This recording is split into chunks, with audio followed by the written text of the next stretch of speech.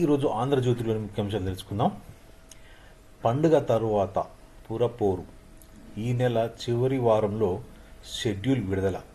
ఫిబ్రవరి 2వ వారంలో పోలింగ్ జరిగే అవకాశం. అదే నెల 3 నుంచి సీఎం రేవంత్ జిల్లా పర్యటన. ప్రచారము కలిసొచ్చేలా అభివృద్ధి కార్యక్రమాలు. జనవరి 19న దోవాస్కు సీఎం, అట్నుంచి అమెరికాకు, 1న తిరిగి హైదరాబాద్కి.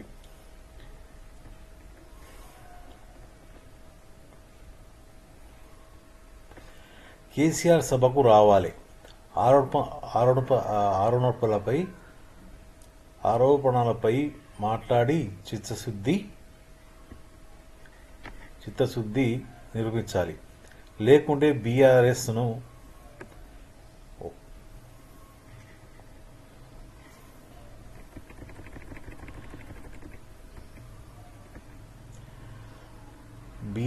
పాలమూరు రంగారెడ్డి, జూరాల నుంచి శ్రీశైలంకి ఎందుకు మార్చారో కేసీఆర్ వచ్చి చెప్పాలి.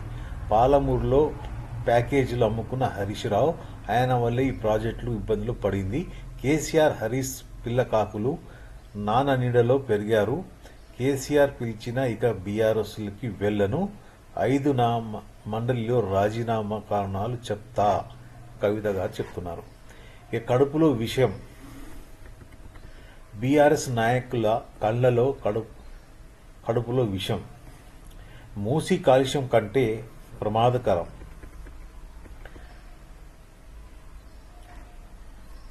ఫార్మా కంపెనీల వ్యర్థాలతో మూసి కాలుష్యం. మహిళా గర్భం దాల్చలేని దుస్థితి ఏర్పడింది. మహిళా ప్రక్షాళన, మూసి పరిశీలన చేయాలా వద్దో చెప్పాలి. డిపిఆర్ విడుదలయ్యాక శాసనసభలో పెడతాం. మూసిని నైట్ ఎకనామిక్గా మారుస్తాం. బాబుఘట్లో ప్రపంచంలోని ఎత్తైన గాంధీ విగ్రహం. నార్సింగ్లో శివాలయం, మసీదు, పింక్ చాప్లోని గురుద్వారు, ఉప్పల్లో మెదక్ లాంటి చర్చి కడతాం. గండిపేటకు 20 టీఎంసీలు గోదావరి జలాలు తరలిస్తాం. 365 రోజులు మూసిలో మంచినీళ్లు, లక్షల కోట్ల రూపాయలు పెట్టి సోషల్ మీడియాలో నాపై దుష్ప్రచారం చేస్తున్నారు. రియల్ ఎస్టేట్ బ్రోకర్ అంటూ బద్నాం. మూసి పునర్జీవనంపై అసెంబ్లీలో సీఎం రేవంత్ రెడ్డి. మూసి పునర్జీవనంపై చర్చ జరగొద్దని నిజాలు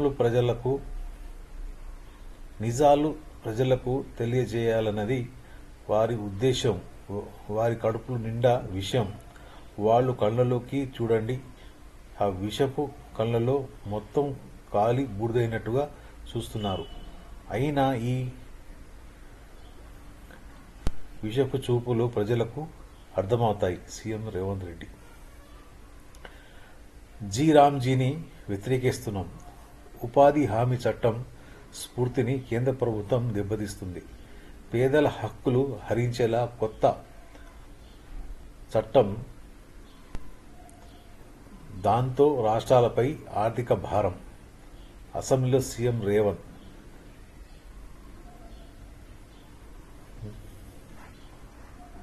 నారేగాను పునరుద్ధరించాలని డిమాండ్.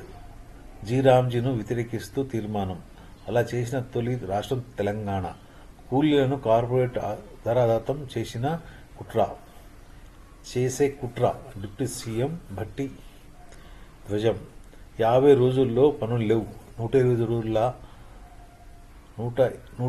రోజుల మంత్రి సీతక్క. నేరుగా పేరు మార్చి గాంధీజీని 2వసారి హత్య చేశారు. పూనమలేని. బాపూజీ కలలుగన్న రామరాజ్యం, గ్రామ స్వరాజ్యం లక్ష్యం. ఏలేటి. మరో వార్త. మూసీ కంటే రేవంత్ మా కంపే ఎక్కువ. ముందు ఆయన నోటిని ప్రశ్న చేయాలి. సభ స్పీకర్ ఏకపక్షంగా నిర్వహిస్తున్నారు. జవాబు చెప్పలేక మాపై దాడి. హరీష్ రావు. స్పీకర్ సీఎం తీరును నిరసనగా వాకౌట్. సమావేశాన్ని బహిష్కరిస్తున్నట్టు వెల్లడి. గన్ పార్క్ వద్ద బీఆర్ఎస్ శాసనసభ్యుల నిరసన. కేసీఆర్ నోరు మూసి